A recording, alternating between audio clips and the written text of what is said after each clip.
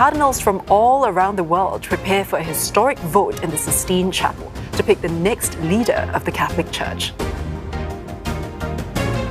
Some 133 cardinals are in the Vatican to begin the papal conclave, the voting process to choose the next leader of the Catholic Church.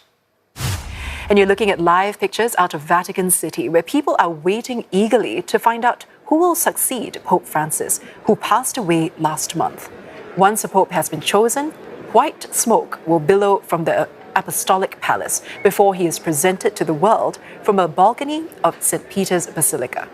If not, black smoke will rise from the chimney, and another round of voting will take place again.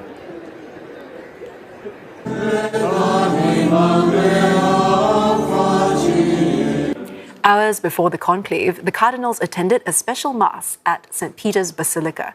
No clear frontrunner has emerged yet, though the next pope is expected to face diplomatic balancing acts at a time of geopolitical uncertainty, as well as internal church divisions.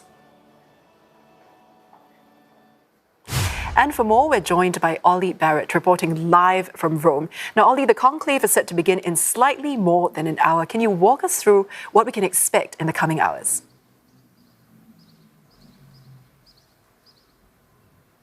That's right. The conclave kicks off with the cardinals processing to the Sistine Chapel. They will swear an oath of secrecy. A little bit after that, there will be the extra omnes moment. And what that basically means is that everyone else other than the cardinals is thrown out of the Sistine Chapel so that they can get on with considering and voting on who should be the next pontiff. It will be probably an hour or so after that, around about 7 o'clock local time here in Rome, that we might expect to see, therefore, the first smoke coming above the skies of the Vatican. And as you say, black smoke would mean that there is not yet a two-thirds majority that has chosen a new pontiff. White smoke would mean that there had been a pope chosen already. It's considered unlikely in that first round of voting that enough cardinals would be voting for one candidate for the pope to be chosen at that stage. And so therefore, much more likely is the following day we see as many as 4 new rounds of voting to try and get to that two-thirds majority of cardinals, which is needed to choose the next pontiff. And all of the while, when they are not in the Sistine Chapel, they will be in fairly sparse accommodation. They will remain throughout cut off from the outside world, so that it is only they, their thoughts, their prayers and their discussions that can choose the next pope. Now, Olly, you are in Rome right now, so what's the atmosphere like there ahead of this vote?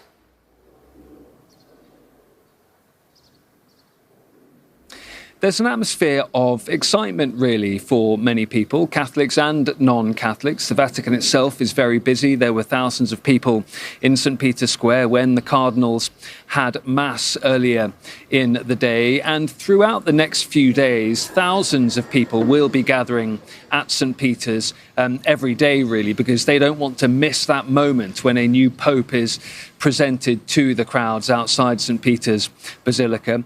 As and when a pope is chosen, there will be probably a few minutes' notice, maybe not much more than that, between the smoke being seen in the sky and the Pope appearing on the balcony to bless the people down below. So very much Catholics, non-Catholics, tourists and Romans are on alert for that moment, so as many of them as possible can get to go and see it. The atmosphere has definitely shifted since we had the Pope's death announced, and then, of course, the funeral in a mood across the Vatican among and others gathered there. Now it's shifted much more into excitement and expectation about what comes next and who will be next named the next Pope.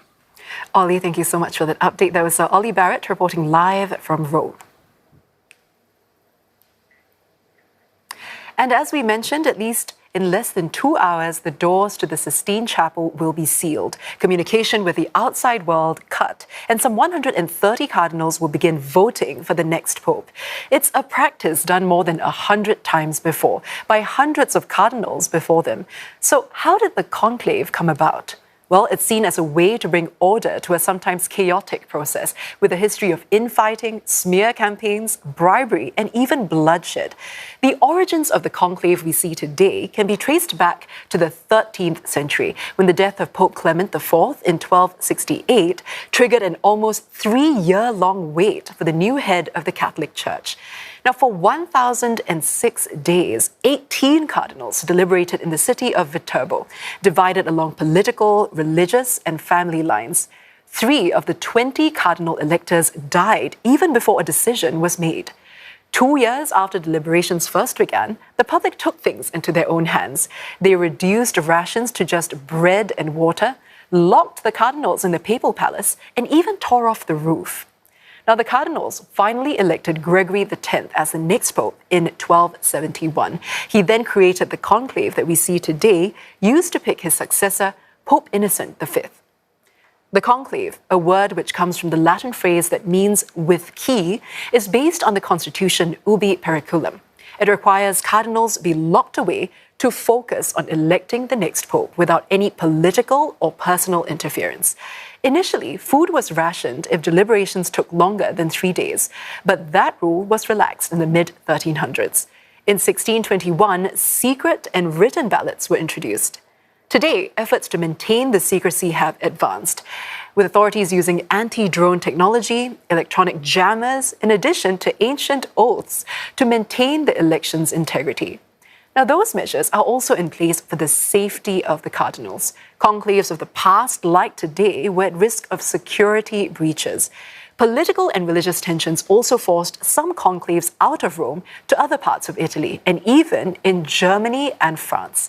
The first official conclave was held in Arezzo, Tuscany in 1276. Well, the first Sistine Chapel vote took place in 1492 under the watchful eye of Michelangelo's Last Judgment mural. The 15th century structure became the conclave's official location almost 4 centuries later. Nestled in the heart of the Vatican City, it brings cardinals from all around the world to its historic hallowed halls to decide what the future will hold for the Catholic Church. And for more analysis, we have Rebecca Rist joining us. She is a professor of medieval history and the history of the papacy at the University of Reading, and she joins us live now from Reading, England. Now, Rebecca, given the increasingly global makeup of the College of Cardinals, how might this conclave differ from those in the past, especially in terms of priorities or regional influence? Yes, thank you for having me on. So we know that Pope Francis chose a whole lot of new cardinals. Obviously some commentators are saying that means you're going to get cardinals who very much have his vision for the future of the church. We've also got a very large number of cardinals this time. 133 are going to be voting today. So this is a really, really significant conclave, not least because, as you were saying in your earlier report, there are splits within the church. So the outcome is very uncertain as to which side or which wing, as it were, is going to be come out dominant. We do want to talk about those splits in just a bit. But first, what is your pick for the 2 likely frontrunners at this point? And do you think there are any dark horse candidates that might have been quietly gaining traction behind the scenes? Oh, well, it's really difficult to pick.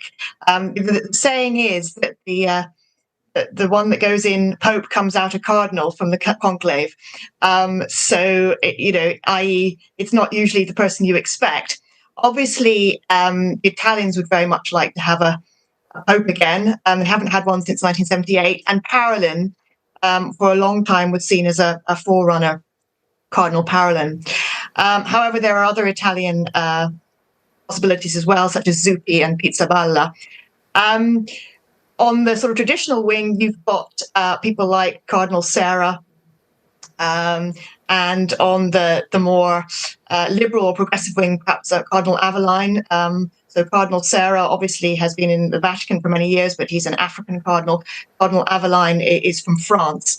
But I really wouldn't want to venture, because it could well be a name that we haven't really been talking about the last few days.